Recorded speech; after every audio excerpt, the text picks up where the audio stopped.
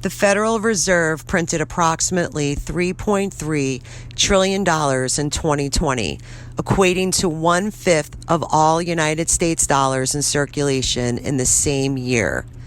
Did you think nothing would happen? Do you trust this system?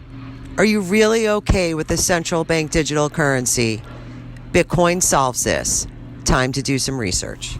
Investor relieved he pulled money out of crypto and put it into bank for safekeeping. Joining me now, Coin Stories podcast host Natalie Brunell. Natalie, you know that headline, of course, tongue-in-cheek, but the reality is crypto, especially Bitcoin, has been the port and the storm. I mean, what's the moral of this story right now? Hi, Charles. Good to see you. Well, you have to laugh at that headline because otherwise you could just cry, right? I mean, why is it so hard to figure out where to put our money these days to preserve it?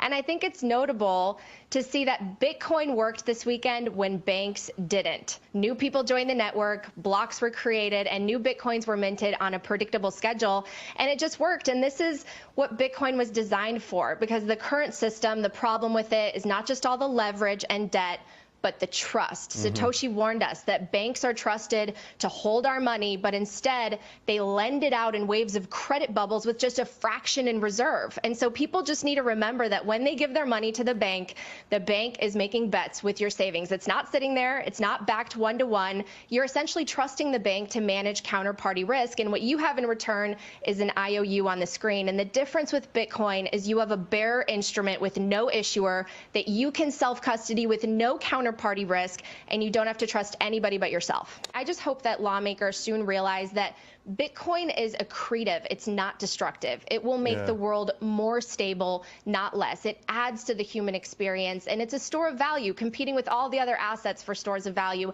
And it does not destroy the dollar. Frankly, the dollar is dying by 1,000 cuts at the hands of bureaucrats who are taking us further and further into debt.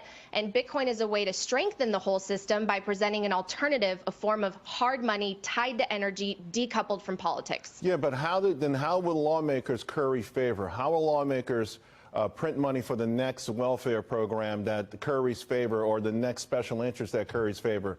If they lose control of fiat currency, if there's not a fiat central bank digital currency, if fiat currency is not in the driver's seat, don't they lose all of their power? Isn't that what they're really afraid of? I don't think they care about the economic message you just talked about. I think that people sometimes forget that we hold the power. We're the ones electing them, and we get the government that we demand. And so they might be proposing ideas like a different kind of blockchain, a CBDC, a programmable political form of money controlled by the state. But that's not the answer. The answer is a decentralized alternative with a capped finite supply that no one can manipulate and that no one can control. And Bitcoin offers that alternative. Well, certainly Bitcoin has shined in a moment of truth for sure. Natalie, thank you so much. Appreciate it.